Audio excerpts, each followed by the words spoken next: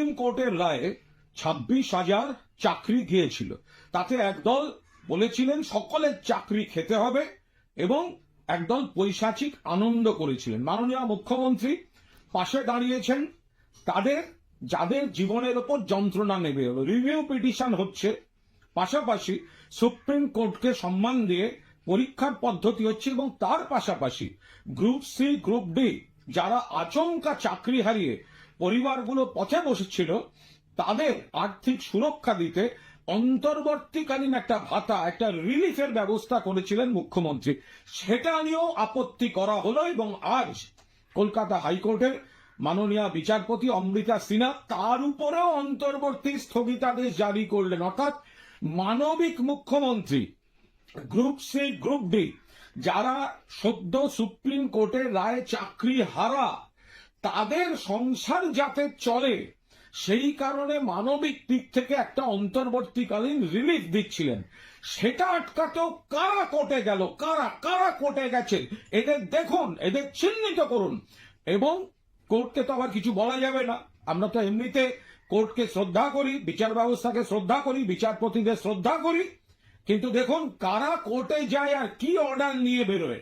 তো সেখানে আমরা দেখলাম যে অমৃতা সিনহা তিনি অন্তর্বর্তীকালীন এই ভাতা সেটাও আপাতত অন্তর্বর্তীকালীন স্থগিতাদেশ দিলেন। আইনে কি করবে রাজ্য সরকার সেটা রাজ্য সরকার আইনগত দিক থেকে দেখবে, কিন্তু আমরা বলবো বন্ধু তোমার পথের সাথীকে চিনে নিও, পথে কে পাশে থাকে আর কারা চাকরি খাবো, অন্তর্বর্তীকালীন ভাতা পেতে দেব না, বিপদে পাশে থাকবো না, লোককে কষ্ট দিয়ে চোখে জল ফেলে তাই নিয়ে বিরোধী রাজনীতি করব, এদেরকে চিনে রাখতে হবে।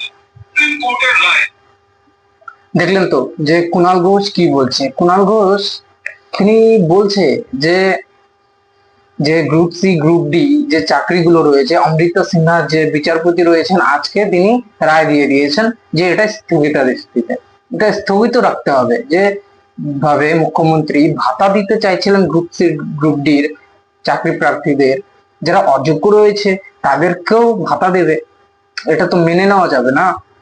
তো অমৃতা সিনহা আজকে রায় দিয়ে দিলেন যে এটা দেওয়া যাবে না, কোনোভাবেই সম্ভব না। তো এটাকে স্থগিতাদেশ দিয়ে দিয়েছেন। এর সঙ্গে আরো কি কি বলছেন, আদালতের রায়ে তিনি গ্রুপ সি গ্রুপ ডি কর্মীদের প্রতি মাসে যে ভাতা দেওয়ার সিস্টেমটি ছিল পুরোটাই বাতিল করে দিল। শুক্রবার রাজ্যের সেই সিদ্ধান্তে অন্তর্বর্তী স্থগিতাদেশ দিয়েছেন কলকাতার হাইকোর্টে বিচারপতি অমৃতা সিনহা। তিনি জানিয়েছেন 26 সেপ্টেম্বর পর্যন্ত বা আদালত যতদিন না পরবর্তী নির্দেশ দিচ্ছে ততদিন ভাতা দিতে পারবে না রাজ্য।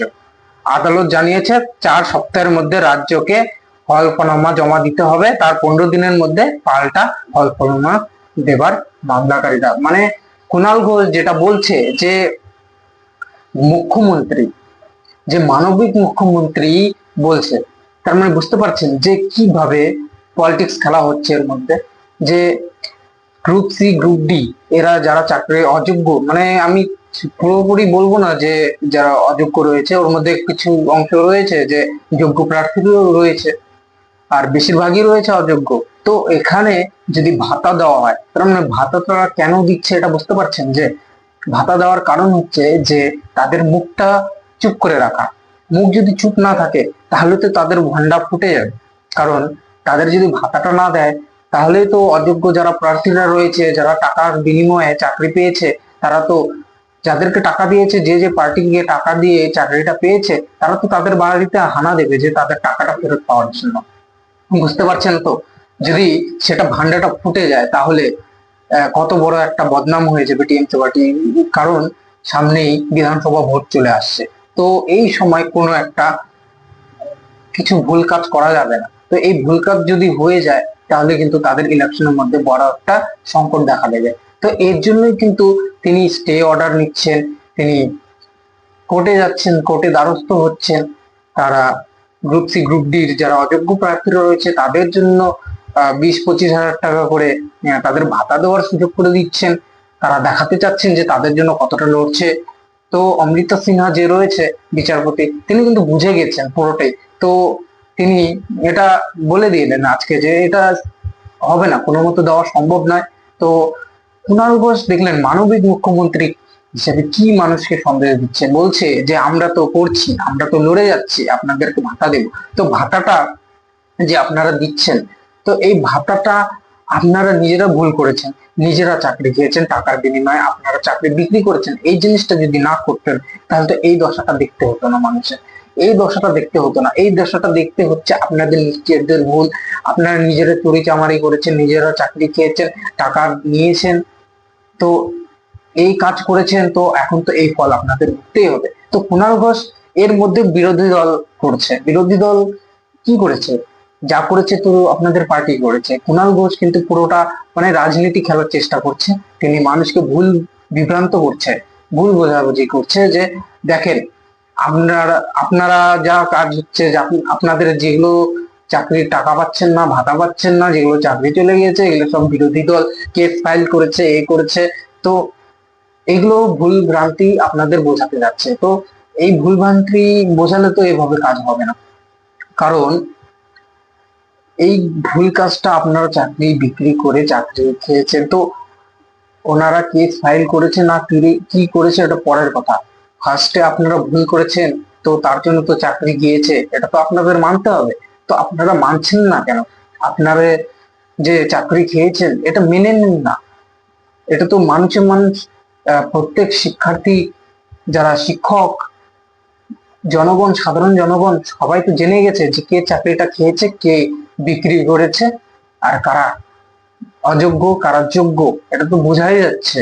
তো আপনারা লিস্ট দিচ্ছেন না কোর্টে, কোর্টে লিস্ট দিলে তো হয়ে যায়, লিস্ট দিলে না যোগ্য অযোগ্য বের করে যারা যোগ্য রয়েছে তাদের চাকরিটা ফিরিয়ে দিতে হয়, দেওয়া যায়, সম্ভব এটা। কিন্তু আপনারা তো করবেন না এটা। তো এটা কিন্তু পরিষ্কার বোঝা যাচ্ছে। এর সঙ্গে সঙ্গে কুণাল ঘোষ তিনি কি মানুষকে কি টুপি পড়াচ্ছেন, যে বোঝাতে চাচ্ছেন কি কি। আরো যে হাইকোর্টের কি কি রায় হয়েছে আহ, বলে দিচ্ছি আপনাদের, যে 15 মে রাজ্যের শ্রম দপ্তরের যে বিজ্ঞপ্তিটা জারি করে ভাতা দেওয়ার ঘোষণা করা হয়েছিল, তো সেখানে বলা হয়েছিল যে চাকরি গ্রুপ সি আর গ্রুপ ডি কর্মীদের মানবিক কারণে ভাতা দেওয়া হবে। এগুলো বলেছিল যে মানবিক মুখ্যমন্ত্রী, যে মানবিক কারণে ভাতা দেওয়া হবে। তো এই ভাতা মানবিক কারণে কেন ভাতা দেবে? অমিত সিং কিন্তু এটা দেখেছে যে একজন যে গভর্নমেন্টের কাজ কোনো করবেই না এখন, যে কোনো কাজ নয়, বাড়িতে বসে বসে তাদের 20-25 হাজার টাকা করে গ্রুপ সি গ্রুপ ডি যারা চাকরি প্রার্থীরা অযোগ্যরা রয়েছে তাদেরকে বসে বসে কেন ভাতা দেওয়া হবে? এটা কিন্তু অমৃত সিনহার একটা বড় প্রশ্ন ছিল। তো সেখানে যে অপোনেন্ট যে লয়ার ছিল সে কিন্তু কোনো উত্তর দিতে পারে না, তিনি কিছু বলতে পারছেন না যে কিসের জন্য তাদেরকে ভাতা দেওয়া হবে। তো এটা কিন্তু অমৃত সিনহার বড় একটা প্রশ্ন ছিল যে কিসের জন্য আমি ভাতাটা দেবো? কোনো কাজ হচ্ছে, গভর্নমেন্টের কোনো কাজ করছে যে বাড়িতে বসে বসে তাকে 20-25 হাজার টাকা করে দেওয়া হবে? তো সে কোনো অ্যান্সার না পাওয়ায়, কোনো লজিক্যাল কথা অ্যান্সার আশা করছিল অমৃত সিনহা যে বিচারপতি রয়েছেন, সেটা না পাওয়ায় স্থগিতাদেশ দিয়ে দিল যে এটা দেওয়া সম্ভব না, আপনাদের কোনো ভ্যালুয়েবল পয়েন্টই নয় যে কিসের জন্য ভাতাটা দেওয়া হবে। তো এটাই হলো কথা। অমৃতা সিনহা যে রয়েছেন বিচারপতি, তিনি কিন্তু আজকে আদালতে স্থগিতাদেশ দিয়ে দিল। এর সঙ্গে সঙ্গে কুণাল ঘোষ তিনি বলছে যে আমরা তো কোর্টকে অমান্য করতে পারি না, তার উপরে আমরা কিছু বলতে পারি না।